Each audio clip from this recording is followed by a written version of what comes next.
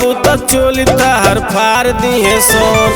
होलिया में भौजी लसार दिहे सोन, भगबू तो चोली तहर फार दिहे सोन। देवरू हो यार तुहार हम सनो सेड़ी बनलो इज्जतिया बिगाड़ दिहे सोन। होलियो में पाकी में लसार दिहे सोन, भगबू तो चोली तहर फार दिहे सोन। होलियो में पाकी में लसार दिहे सोन, भगबू तो चोली तहर फार दिहे सोन। सुनलू म्यूजिक बाय सौरभ गोविंद।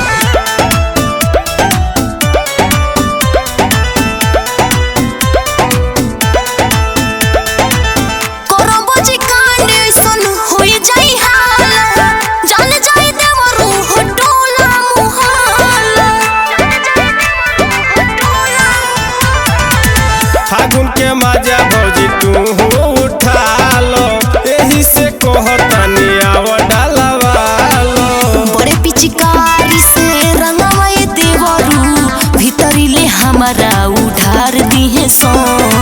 फगुआ में भौजी लसार दिहे सोन, भगबू तो चोली तहर फार दिहे सोन।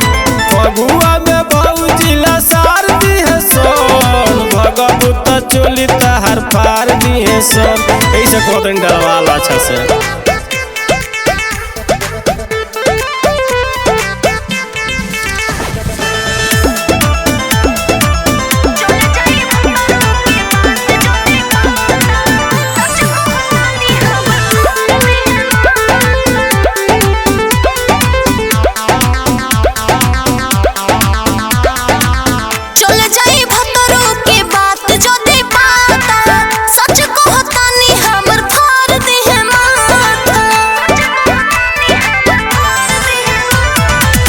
अरे के यादव या कृष्णा निगरदी, लाहे लाहे डाले भौजी होई न सरदी। नाय देवरू बड़ी लागत डरू देहिया की दासा बिगाड़ दिहे सोन। फगुआ में भौजी लसार दिहे सोन, भगबू तो चोली तहर फार दिहे सोन।